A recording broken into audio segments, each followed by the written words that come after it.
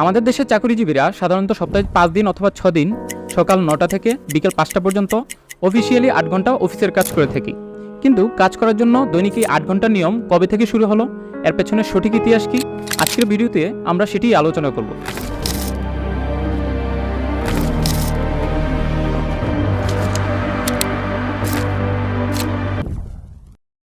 অষ্টাদশ শতাব্দী পর্যন্ত শ্রমজীবী মানুষদের অবস্থা ছিল খুবই দুর্বিষহ।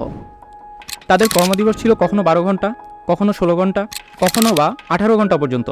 তার উপর ছিল মজুরি সংকোচন এবং মজুরি বৈষম্য। কাজেই তাদের মধ্যে স্বাভাবিকভাবেই অসন্তোষ দানা বাঁধতে শুরু করে। ইতিমধ্যে স্কটিশ শিল্প উদ্যোক্তা এবং ব্রিটিশ সমাজতন্ত্রের জনক হিসেবে পরিচিত রবার্ট ওয়েন 1817 সালে তার ঐতিহাসিক 8 ঘন্টা কাজ, 8 ঘন্টা মনোরঞ্জন এবং 8 ঘন্টা বিশ্রাম এই চিন্তাধারার উন্মেষ ঘটিয়েছেন। শ্রমজীবী মানুষদের মধ্যে তার এই চিন্তাধারা ধীরে ধীরে জনপ্রিয় হয়ে ওঠে।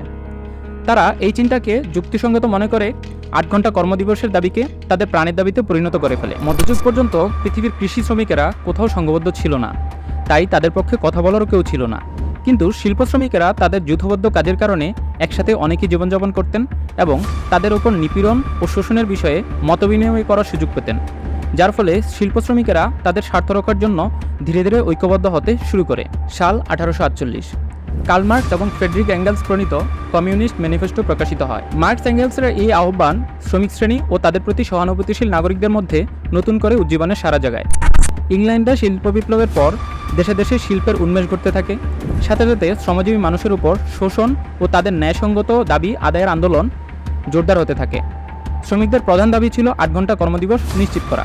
সাল 1856 কমিউনিস্ট ম্যানিফেস্টো প্রকাশের পর জোরদার হতে থাকা শ্রমিক আন্দোলনের মধ্যে 1856 সালে অস্ট্রেলিয়ার পাথর শ্রমিকদের 8 ঘন্টা কর্মদিবস আদায়ের সুপরিকল্পিত আন্দোলন আংশিক সফলতা পেয়ে যায়। এরপর থেকেই ধারাবাহিকভাবে প্রতি বছর দেশে দেশে শ্রমিক শ্রেণীর 8 ঘন্টা কর্মদিবস আদায়ের দাবিতে আন্দোলন চলতে থাকে। সাল 1881 সালের নভেম্বর মাসে প্রতিষ্ঠিত হয় আমেরিকান ফেডারেশন অফ লেবার এবং 1884 সালের 7 অক্টোবর এক সম্মেলন অনুষ্ঠিত হয়।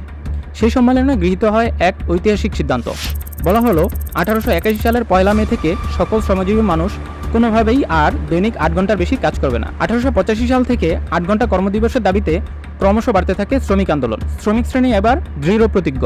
শুরু হলো চূড়ান্ত লড়াইয়ের প্রস্তুতি। অবশেষে সে ঐতিহাসিক দিন 1886 সালের 1 মে আমেরিকান ফেডারেশন অফ লেবার 8 ঘন্টা কর্মদিবস সহ আরও কিছু দাবি নিয়ে এক সাধারণ ধর্মঘট ডাকে। 5 লক্ষেরও বেশি শ্রমিক আমেরিকার শিকাগো শহরে প্রত্যক্ষভাবে সে ধর্মঘটে যোগ দিয়েছিল। প্রথম 2 দিন ধর্মঘট শান্তিপূর্ণভাবেই চলছিল। 3রা মে যখন ম্যাকর্মিক হারভেস্টিং মেশিন কোম্পানির সামনে শ্রমিকেরা তৃতীয় দিনের মতো সমাবেশ ও র্যালিতে সমবেত হয়, তখন পুলিশ সমবেত শ্রমিকদের ঘিরে ফেলে। কারখানা মালিকেরা উৎপাদন ব্যাহত হওয়ার অজুহাতে প্রশাসনকে কাজে লাগায়। পুলিশ ধর্মঘটে বাধা দিলে অবধারিতভাবে শ্রমিকদের সাথে পুলিশের সংঘর্ষ বাধে। আন্দোলন আরও বেগবান হয়ে ওঠে এবং পুলিশ শ্রমিকদের উপর আকস্মিক গুলিবর্ষণ শুরু করে।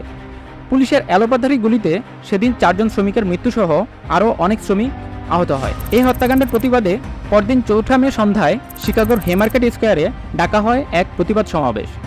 কয়েক হাজার বিক্ষুব্ধ শ্রমিক সমবেত হয় সেই সমাবেশে। পুলিশ আবারও বাধা দেয় এবং শুরু হয় উত্তপ্ত বাক্য বিনিময়। হঠাৎ অজ্ঞাত কেউ পুলিশকে লক্ষ্য করে বোমা নিক্ষেপ করে। ঘটনাস্থলেই 7 পুলিশ সদস্য সহ বেশ কয়েকজন শ্রমিক নিহত হয় এবং আহত হয় 150 শতাধিক। মুহূর্তেই অগ্নিমূর্তি ধারণ করে পুলিশ। বেঁধে যায় এক ভয়ানক দাঙ্গা, যে দাঙ্গায় মারা যায় আরও কয়েকজন শ্রমিক। ইতিহাসে এ ঘটনাকে বলা হয় হেমার্কেট ম্যাসাকার। দাঙ্গার পরপরই শুরু হয় পুলিশের গণগ্রেপ্তার। বোমা নিক্ষেপের অপরাধে পুলিশ প্রথমে রেডলফ স্নোবেল্ট নামে একজনকে গ্রেপ্তার করলেও কারখানা মালিকদের চাপের মুখে গ্রেপ্তারের কয়েক ঘন্টার মধ্যেই তাকে ছেড়ে দেওয়া হয়। মতান্তরে এই রেডলফ স্নোবেল্টই ছিল প্রকৃত বোমা নিক্ষেপকারী, যে কিনা কারখানা মালিকদের পক্ষ হয়ে কাজ করছিল। স্নোবেল্টকে ছেড়ে দেওয়ার পর পুলিশ হাত গুটিয়ে বসে থাকেনি। পুলিশ দ্রুত সময়ের মধ্যে শ্রমিক আন্দোলনের নেতৃত্ব দানকারী 8 জন শ্রমিক নেতাকে গ্রেপ্তার করে ফেলে। তাদেরকে বলা হয় ষড়যন্ত্রকারী এবং শুরু হয় বিচার। বিচারে 7 জনকে দেওয়া হয় মৃত্যুদণ্ড এবং 1 জনকে 15 বছরের কারাদণ্ড। মৃত্যুদণ্ড প্রাপ্তদের মধ্যে 4 জনের দণ্ড কার্যকর হয়, 2 জনের সাজা কমিয়ে কারাদণ্ড দেওয়া হয় এবং 1 জন কারাগারেই আত্মহত্যা করেন।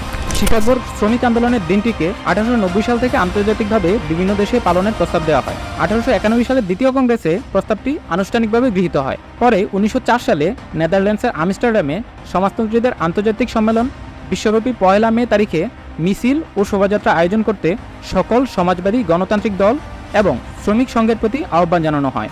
সেই সম্মেলনে বিশ্বব্যাপী সকল শ্রমিক সংগঠন মে মাসের 1 তারিখে বাধ্যতামূলক কাজ না করার সিদ্ধান্ত গ্রহণ করে। সাল 1914।